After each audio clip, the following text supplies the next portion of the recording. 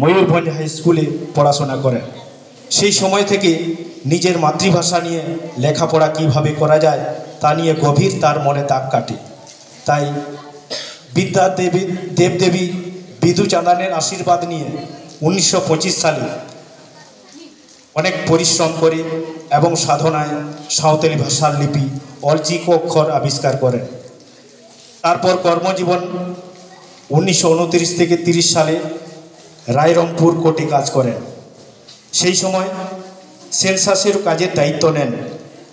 Census চলাকালীন রঘুনাথ মুর্মু বিহার রাজ্যের কুচুম্পি জামজোড়া গ্রামের মাঝি দাসমত বাস্কের কনিষ্ঠ কন্যা নোহা বাস্কের সহিত বিবাহ হয়, কিন্তু সংসার দায়িত্ব ত্যাগ করে 1931 সালে বারিপাদা পাওয়ার হাউসে অ্যাপ্রেন্টিসে ভর্তি হন।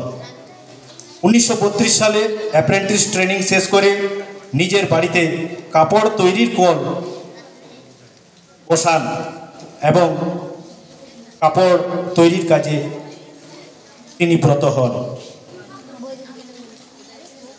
কাপড় তৈরির জন্য আরও ভালোভাবে যাতে সেই কাপড়গুলো উন্নত মানের তৈরি করতে পারে, তার জন্য উড়িষ্যা রাজ্যের রাজা প্রতাপচন্দ্র ভঞ্জদেও এবং রাজদেওয়ান পি.কে. সেনের সহযোগিতায় আমাদের এই পশ্চিমবাংলায় ঋষিরা শান্তিনিকেতন আর গোসাবা থেকে ইন্ডাস্ট্রিয়াল ট্রেনিং নেন।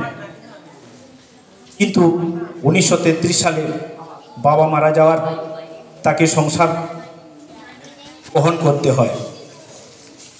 তাই রায়রংপুর কাছে বাদামতড়িয়া মডেল ইউপি স্কুলে ইন্ডাস্ট্রিয়াল টিচার হিসাবে দায়িত্ব নেন। কিন্তু সেখানেও রঘুনাথ মুর্মু থেমে থাকেননি।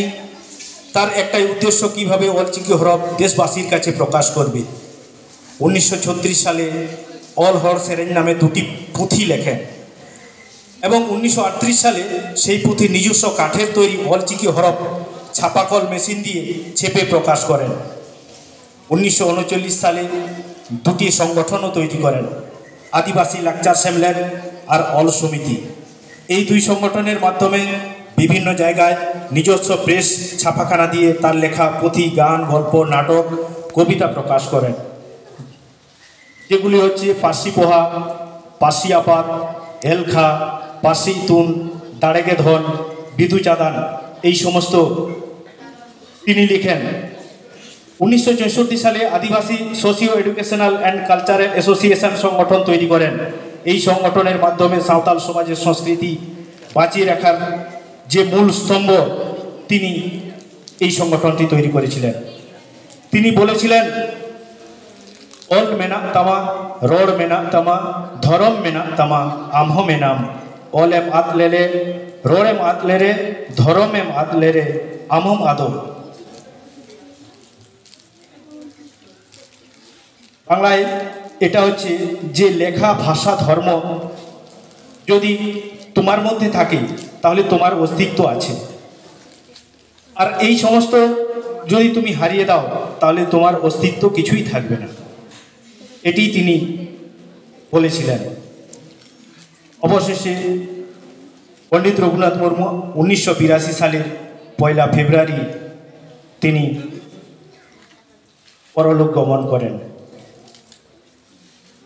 তার যে চিন্তাধারা, তার যে স্বপ্ন, এই অলচিকি ভাষাকে, লিপিকে যাতে সমস্ত সমাজ, সাঁওতাল সমাজের মানুষজনের কাছে এটা স্মরণীয় হয়ে থাকবে, তিনি প্রথমেই স্বপ্ন দেখেছিলেন, যাতে আগামী দিনে আমরাও এই লিপির মাধ্যমে সমস্ত জায়গায় পঠন পাঠন বা উচ্চস্তরে আরও